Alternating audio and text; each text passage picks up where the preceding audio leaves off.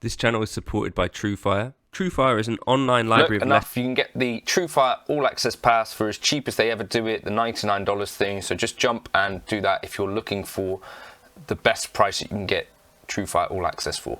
Okay, I was quite looking forward to this actually because I had a chance to take this K Line Pinecaster on a gig. And if you don't remember,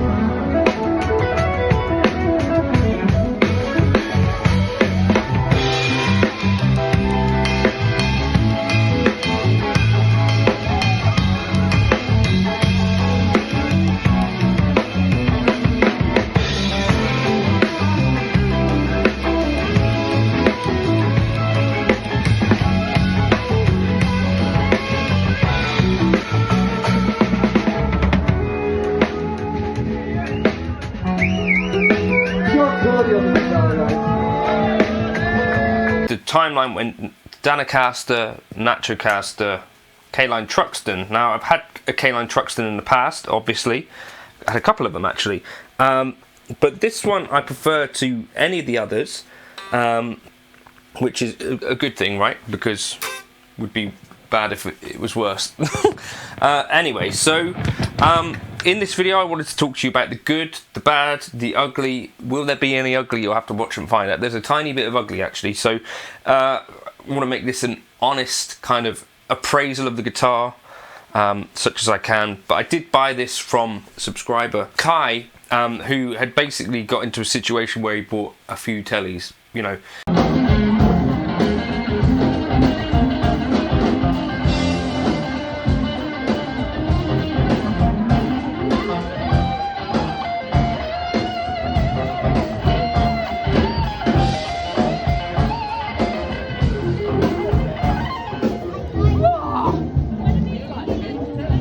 So this guitar is actually strung up, which Kai had from his other guitars at Whitfield Teles. That I think Brian Wampler plays one of them, but they had come strung, the one that he'd got with Ernie Ball hybrid Slinkys, which are 9 to 46, so a little bit different to what I would usually use. I normally use 10 to 46.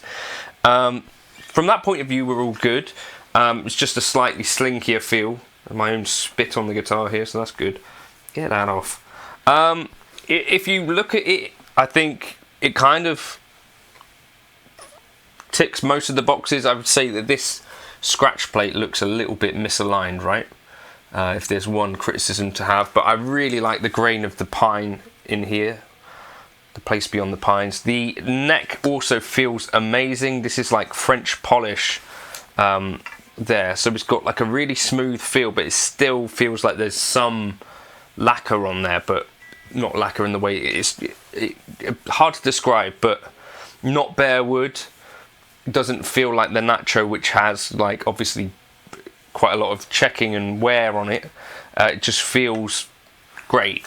The neck shape is the super soft V, which doesn't actually feel very much like a V. To be honest, it does feel quite C-ish, but maybe like a V with some nice shoulders on it.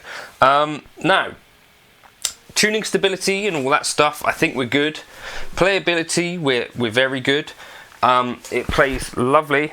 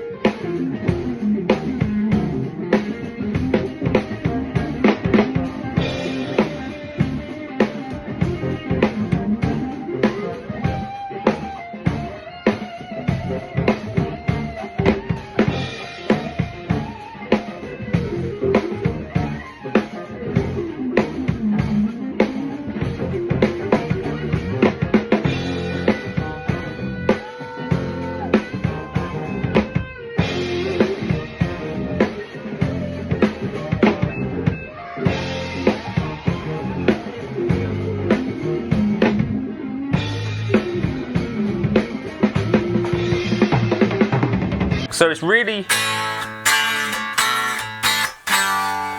decent, resonant, bright in the hand. Getting to the ugly part, so plays great, neck shape is great. I felt like I could play basically anything that I wanted to on it. One thing I did find was that the bridge was very bright compared to the neck. It was backline amp, I was using PV Classic 50s. So I need to kind of try it with my own amp to some extent, but the one problem that I did have, and I don't know if I'll be able to get this to happen at home,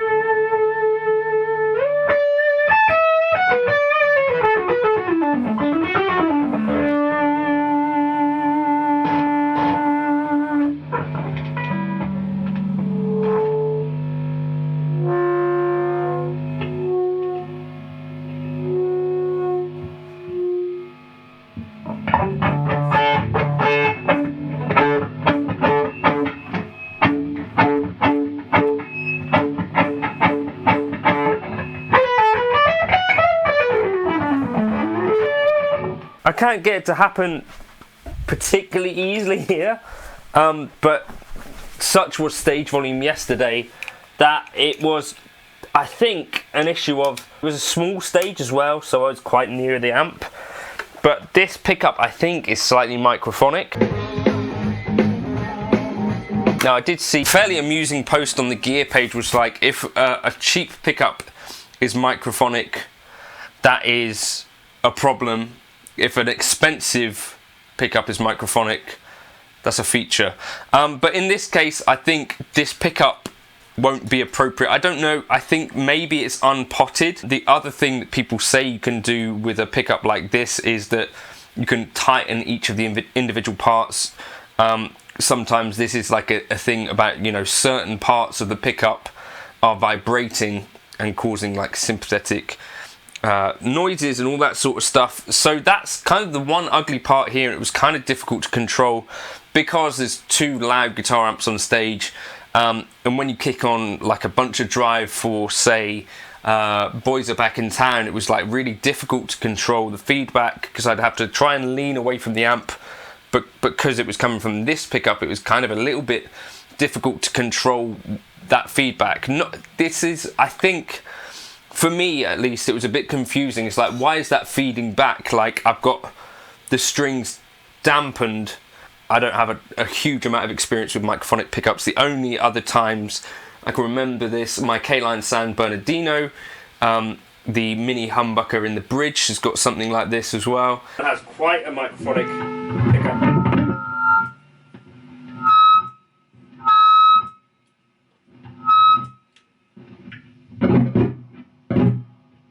Like the bridge, not so much.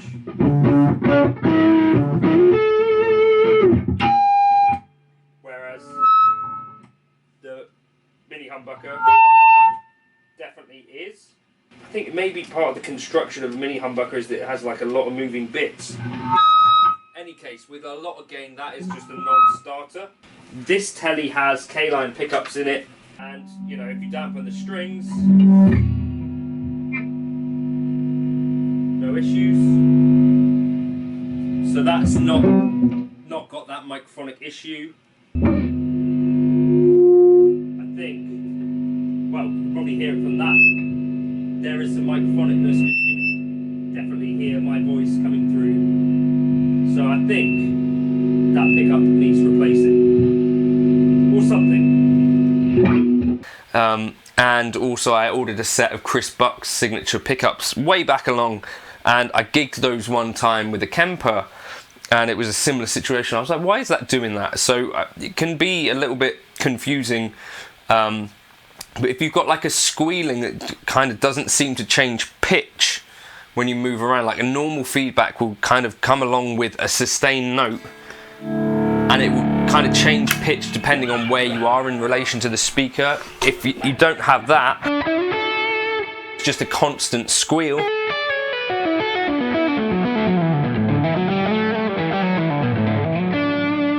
That doesn't go away when you dampen the strings, then you might have an issue on your hands of a microphonic kind of pickup, in which case you could try potting it yourself. You could dip some candle wax in there. There are other things that people have done online that might be worth it, or you could consider ordering another pickup. So I'm thinking that maybe this guitar might be a good candidate for an upgrade in terms of pickups. In any case, these are K Line pickups in there. But I really like Lola's. I got a lot of Dirty Blondes in that guitar. And having played that Danocaster, which had a set of Ron Ellis's in it, I really, really like the idea of maybe experimenting with some Ron Ellis pickups in here. Of course, that's a bank breaking situation, but we'll see what happens on that. I might be able to find a used pair, or Ron might like to do a video of me. Who knows? We'll see how that goes. But yes, in other words, I'm very happy with the guitar. And it's one that I'd be happy to gig, as it's kind of, you know, I paid less than 2,000 for it, and I think that's a very reasonable guitar for that kind of money, in my opinion. You know, I've played a few Teles, and this one's up there with some of the better ones. So yes, good. Stays in tune, plays well, comfortable to play. Played it for like an hour and a half and didn't really feel any issues around the guitar. The issues were around like the rig itself, and I guess that potentially microphonic pickup. So yes, that's the update in terms of the K Line Truxton. And if you ever do see a Pine Truxton that's going begging, I would recommend trying them, because it's a lightweight, beautiful guitar with a lovely grain, and yes, would be a great candidate for, you know, chucking another set of pickups in there, or chatting to Chris and seeing if he can wire you up a set of pickups that suit you. You might even, if you're playing at home, like the volumes that I'm using in this bedroom, this doesn't even create an issue. It's only really when you're gigging in a loud situation or using a ton of gain where this sort of thing is going to crop up. Unfortunately for me, when I found that out, it was on a gig. So there you go. I'll catch you in another video soon. I just wanted to update the K Line Truxton story. Cheers for stopping by.